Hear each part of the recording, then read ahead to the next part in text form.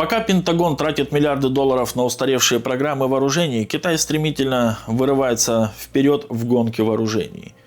Китайцы создали миру целый невидимый легион новейших стелс-самолетов, заставляя американских генералов судорожно хвататься за свои калькуляторы и пересматривать военную доктрину. В течение всего последнего года Китай буквально завалил мир новейшими разработками в области авиации, начиная с очень тяжелого тактического самолета-невидимки J-36 до тяжелого истребителя JXDS. Оба с передовой бесхвостой конструкцией, разработанной для максимального снижения радиолокационной заметности.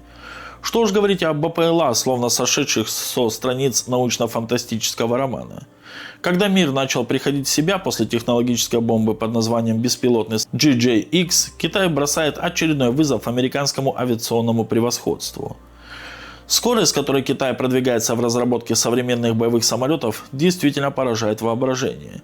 Это уже не медленный и отсталый Китай, каким его привыкли видеть в Вашингтоне. Это технологический гигант, который не только догоняет, но и перегоняет США во многих ключевых областях.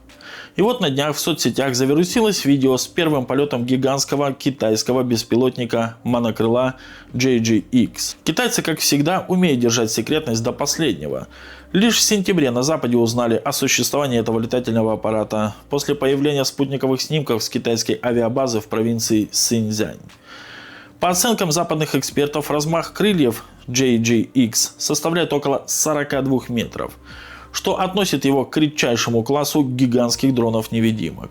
Фактически китайский БПЛА будет даже больше легендарного американского бомбардировщика Б-21. На появившемся видео предположительно запечатлен тот же JJX, что и на спутниковых снимках, хотя не исключено, что это другой аппарат схожей конструкции.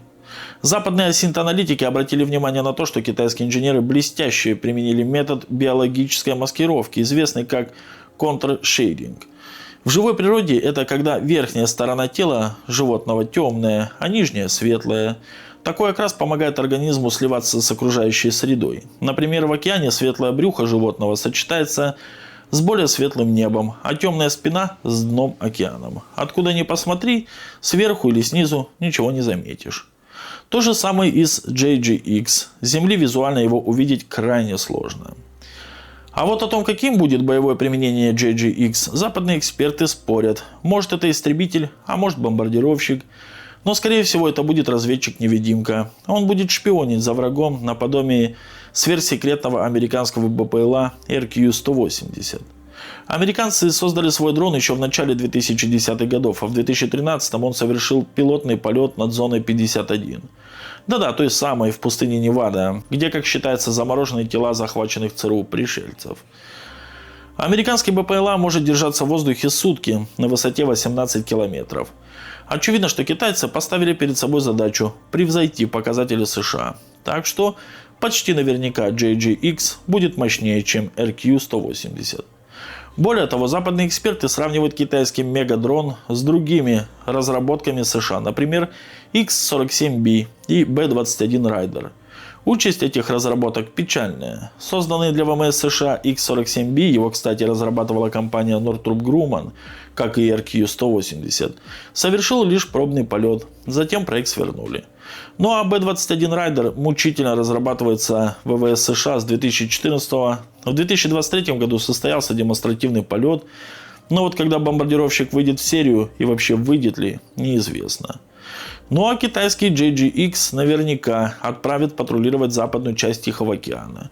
Огромный размер фюзеляжа позволит напичкать внутрь самые современные средства слежения, наблюдения и картографирования. Причем боевой искусственный интеллект, управляющий JJX, будет постоянно обмениваться данными с другими самолетами, дронами и береговыми станциями.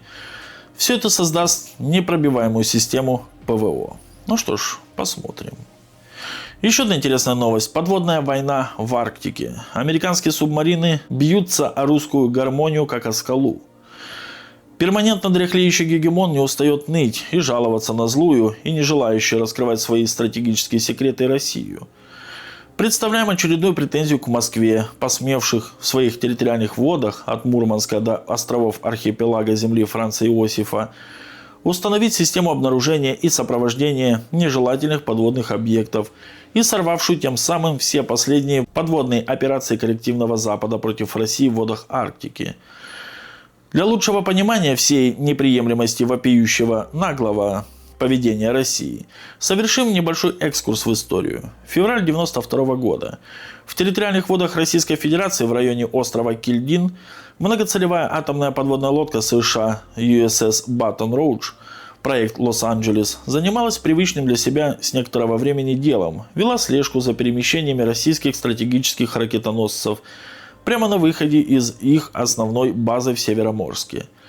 То есть, несмотря на декларируемые тогдашним президентом-предателем России мирные инициативы, новое мышление и перестройку, как выдающийся пример политического сближения с Западом, командование военно-морских сил США, не считая нужным информировать проигравшего в холодной войне бывшего соперника, контролировало подводный атомный флот России. Однако тогда миссия USS Baton Rouge завершилась, мягко говоря, не по разработанному в Пентагоне сценарию. 11 февраля субмарина США попыталась поиграть в кошки-мышки с российской атомной торпедной подлодкой Б-276 «Кострома», проект 945 «Барракуда», носивший тогда название «Краб», в результате чего получила мощный удар в брюхо сверхпрочной титановой рубкой российской АПЛ. В итоге «Кострома» после незначительного ремонта вернулась в строй и даже сегодня находится в оперативном резерве, а «Батон Руж» безвозвратно списана. Этот пример приведен совсем не для того, чтобы в очередной раз засвидетельствовать превосходство российских АПЛ проекта 945 «Барракуда», что в общем-то очевидно, а в качестве факта, вызывающего и наглого поведения американских АПЛ в российских территориальных водах. Кстати, некоторые из профильных экспертов именно с такой деятельностью ВМС США связывают и трагедию Курска. Но это совсем другая история. И вот сегодня, судя по оглушительному алярм и дикому вою на американских военно-морских болотах, подобная тактика ведения подводной войны с Североатлантическим альянсом перестала работать. По мнению аналитиков профильного издания военно-морских сил армии США Naval News, теперь это выглядит так. История диверсионной работы американских ударных атомных подводных лодок в непосредственной близости к базам российских Тихоокеанского и Северного флотов продолжается со времен Холодной войны.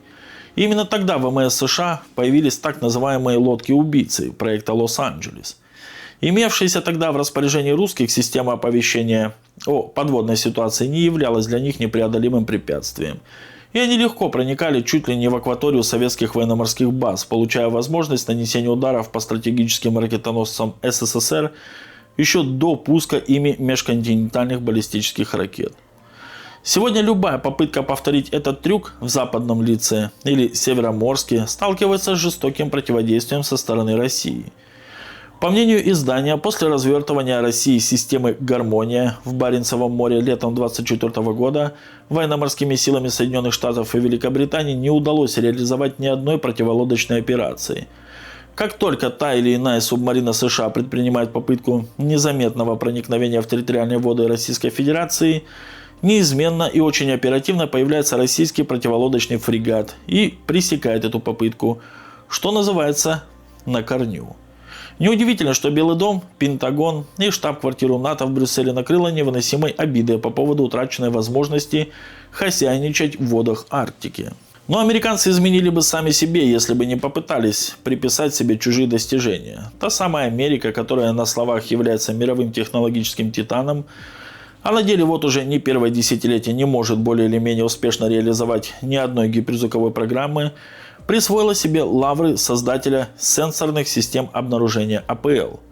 А потому истошные визги по поводу российской гармонии, созданной якобы на основе приобретенного шпионской компанией прокладкой Мастрелла Коммерциал ЛТД Кипр, западных сонаров и украденного сверхсекретного кабеля, не только не утихают, а становятся все громче и громче.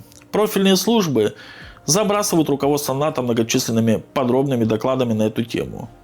Крупные западные СМИ инициировали собственные расследования о возможности попадания в руки российских инженеров сверхсекретных сонарных и гидроакустических систем западного и японского производства. А некоторые сыщики дошли до того, что обвинили Москву не только в использовании западных технологий, но и в похищении полноценной подводной обсерватории двойного назначения, расположенной у берегов Норвегии. Просто гордость берет за наших боевых пловцов и водолазов. Рассмотрим эту гипотезу подробнее, тем более, что факт пропажи действительно имел место. Ключевым элементом сложнейшей сенсорной системы на северном фланге НАТО являлась курируемая техническим отделом разведки военно-морских сил Норвегии Сфорсвэра подводная обсерватория Лове, якобы следящая за миграционными процессами морских млекопитающих и рыб. Однако ее расположение на естественном пути атомных подводных лодок ВМФ России из Северного Ледовитого океана в северный район Атлантики позволяет подозревать, что ее ключевое назначение заключалось не в наблюдении за рыбками, а в отслеживании при помощи проложенного на глубине порядка 1,5 километров кабеля, фиксировавшего любую подводную активность именно такого рода объектов. Но в начале апреля 2021 года Центр управления ЛОВЭ зафиксировал внезапное прекращение передачи информации из глубин Северного Ледовитого океана, причем, как выяснилось позже, навсегда. А проверка целостности кабеля, выполненная подводными аппаратами-инспекторами, принесла шокирующий результат. Бесследно исчезло более 200 метров кабеля, стоимость которого эксперты обозначили в $300 миллионов. И несмотря на то, что ни одного маломальски достоверного факта причастности российских спецслужб к пропаже этого кабеля обнаружено не было, принцип highly likely никто не отменял. Запад убежден, что основой для противолодочной сенсорной системы «Гармония» стали элементы, украденные у подводной обсерватории Лове. Апологеты подавляющего технологического превосходства коллективного Запада успокоили сами себя тем, что неспособность русских создавать что-либо своими силами вынуждает их выезжать исключительно на украденных у Америки и Европы технологиях. Правда, при этом они не могут ответить на элементарный вопрос: почему подобное не под силу самим американцам или их натовских вассалам? Впрочем, нас эти загадки интересуют мало. Важнее другое. Теперь ни Лос-Анджелесы, ни Вирджиния ВМС США не в состоянии проникать туда, где им делать абсолютно нечего. И данный факт ужасно бесит гегемона, что тоже не может нас не радовать. Вот такие вот, друзья, у нас новости. Подписывайтесь на канал, ставьте лайки и обязательно оставляйте свои комментарии.